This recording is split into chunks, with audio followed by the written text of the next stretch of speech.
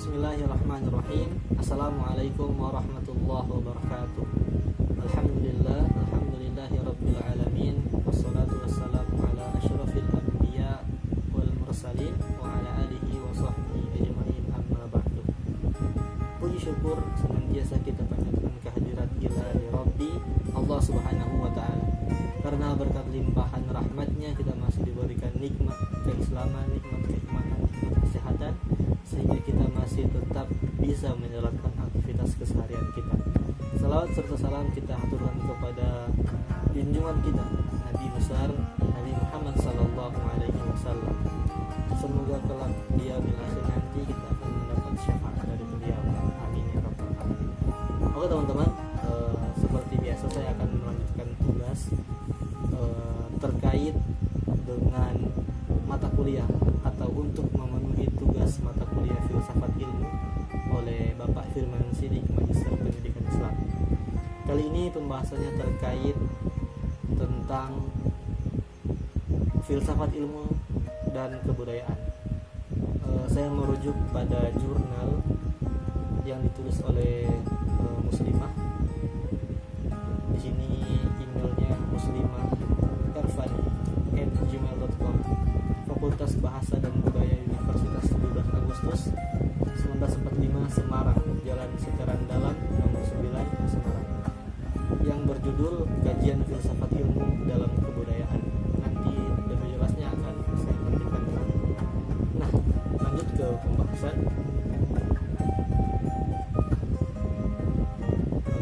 Kita tahu bersama bahwa sampai saat ini banyak orang membicarakan tentang masalah kebudayaan.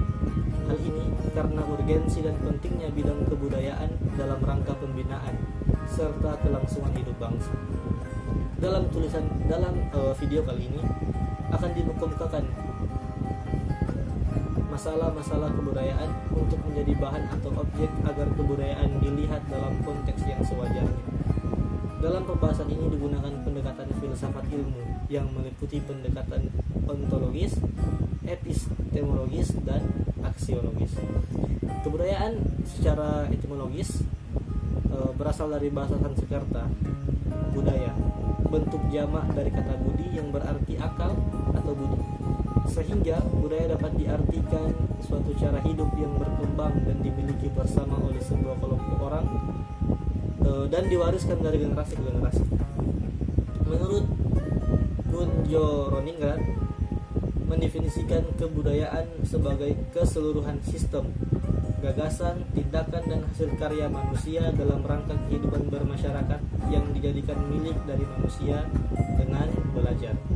Edward de Taylor dalam Heriman 2012 mengemukakan bahwa kebudayaan merupakan keseluruhan kompleks yang di dalamnya terkandung pengetahuan, kepercayaan, kesenian, moral, hukum, adat istiadat, dan kemampuan-kemampuan lain yang didapat seorang sebagai anggota masyarakat.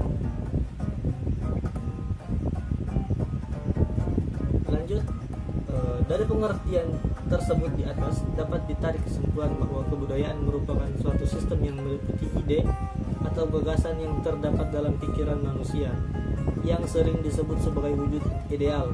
Selain itu juga merupakan kompleks aktivitas manusia yang berpola atau disebut wujud sistem sosial. Sedangkan perwujudan kebudayaan fisik adalah benda-benda yang diciptakan manusia sebagai makhluk yang berbudaya. Kesemuanya ditunjukkan untuk membantu manusia dalam melangsungkan kehidupan kemasyarakatannya. Nah, lanjut. Karena kebudayaan dalam pembahasan kali ini ditinjau berdasarkan filsafat ilmu meliputi ontologi, epistemologi, dan aksiologi, maka saya akan menjelaskan sedikit. Saya akan menyampaikan apa yang menjadi isi dari jurnal terkait dengan ontologi, epistemologi, dan aksiologi. Nah, ontologi yang pertama, ontologi. Ontologi berasal dari bahasa Yunani ontos yang berarti ada dan logos yang berarti ilmu, sehingga ontologi berarti ilmu tentang yang ada. Ontologis berarti ilmu tentang yang ada. Menurut Bakhtiar, ontologi menurut istilah merupakan ilmu yang membahas hakikat yang ada yang merupakan ultimate reality, baik berbentuk jasmani konkret maupun rohani abstrak. Lebih lanjut, Swaidi menjelaskan bahwa ontologi membahas tentang yang ada yang tidak terikat oleh satu perwujudan tertentu. Ontologi membahas tentang yang ada yang sifatnya universal dan berupaya mencari inti yang termuat dalam setiap kenyataan. Dengan kata lain, objek formal ontologi adalah hakikat semua realitas. Kemudian epistemologi.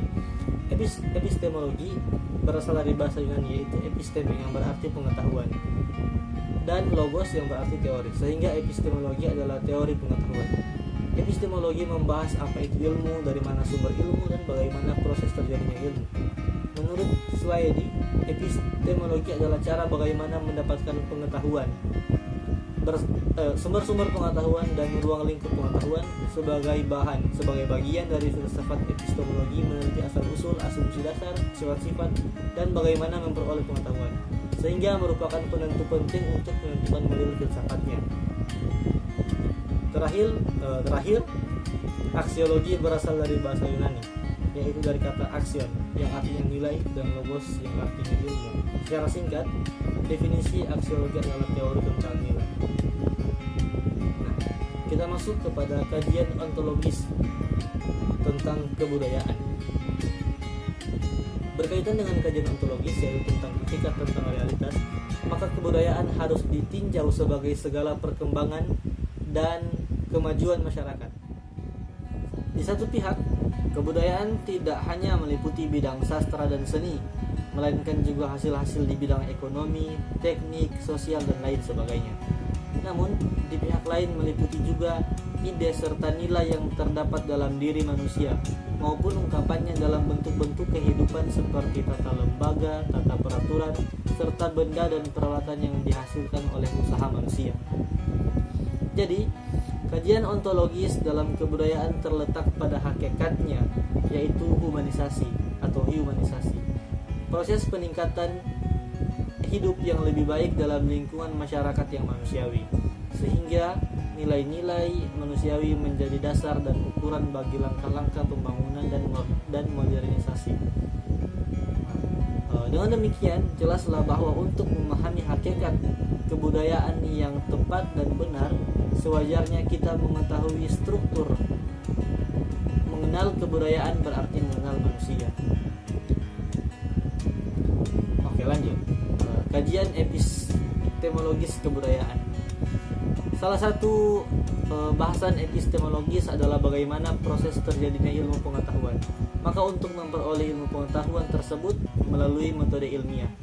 Metode ilmiah dari suatu ilmu pengetahuan adalah segala jalan atau cara dalam rangka ilmu tersebut untuk sampai kepada kesatuan pengetahuan.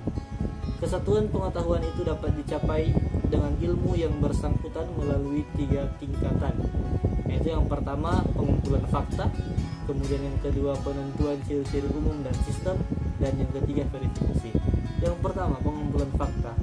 Nah, untuk bidang kebudayaan, pengumpulan fakta berupa semua kegiatan mengenai peristiwa dan gejala masyarakat.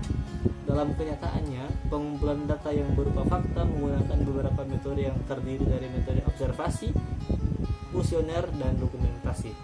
Kemudian yang kedua, penentuan ciri-ciri umum dan sistem. Dalam bidang kebudayaan, penentuan ciri-ciri umum ini menggunakan cara berpikir ilmiah yang dimulai dengan menggunakan metode induktif.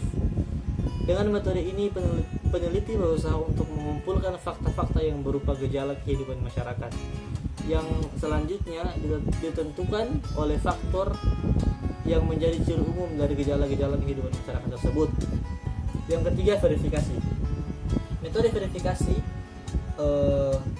merupakan cara untuk menguji kaidah-kaidah yang telah dirumuskan untuk memperkuat pengertian yang telah dicapai baik dalam kenyataan alam maupun dalam masyarakat yang hidup. Lanjut, kajian aksiologis kebudayaan. Kajian aksiologis dalam kebudayaan lebih terfokus pada fungsi dan manfaat kebudayaan itu sendiri, sebagaimana dalam pembahasan aksiologis, yaitu berupa nilai yang berkaitan dengan kegunaannya. Dalam kajian aksiologis ini terdapat dalam kegunaan kebudayaan, yaitu sebagai berikut. 1. Kebudayaan pada hakikatnya membentuk manusia. Manusia berkembang dan tumbuh dalam kebudayaan. Ia diperkenalkan dengan nilai-nilai yang hidup dalam masyarakat. Kemudian yang kedua, dalam kehidupan budaya manusia diperkenalkan hierarki nilai. Hierarki ini menunjukkan adanya tata nilai dalam suatu masyarakat yang memberikan keseimbangan hidup secara proporsional. Kemudian yang ketiga, kebudayaan merupakan penghayatan tata nilai masyarakat, yaitu penghayatan antara nilai yang dilihat dengan diri pribadi. Yang keempat, kebudayaan memberikan rasa aman dan tentram, yaitu suatu disposisi habitual untuk menjalankan perbuatan ataupun mengambil sikap menurut pola-pola tertentu. Dan yang kelima, kebudayaan mendatangkan rasa harmonis dalam diri manusia dan membawanya untuk mengungkapkan nilai-nilai yang dilihat dan dihayati dalam bentuk-bentuk yang khas seperti tata sosial, tata politik, seni tari, melukis, dan juga cara yang khas seperti terdapat dalam adat istiadat, yaitu tata kerama. Kemudian yang terakhir, kesimpulan.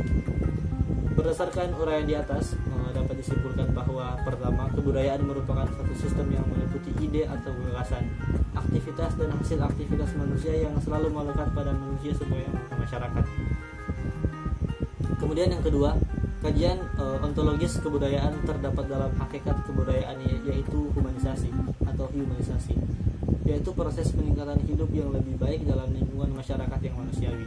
Kemudian yang ketiga, kajian epistemologis kebudayaan terdapat dalam kegiatan ilmiah yang meneliti gejala-gejala masyarakat dan segala fenomenanya dengan menggunakan metode ilmiah tentu saja. Kemudian yang terakhir, kajian aksiologis kebudayaan terdapat dalam kegunaan dan fungsi kebudayaan bagi manusia dalam masyarakat. Mungkin itu yang dapat saya sampaikan. Jika ada salah-salah kata, salah pengucapan atau pandangan lain dan teman-teman bisa kita diskusikan di kolom komentar. Terima kasih. Assalamualaikum warahmatullahi wabarakatuh.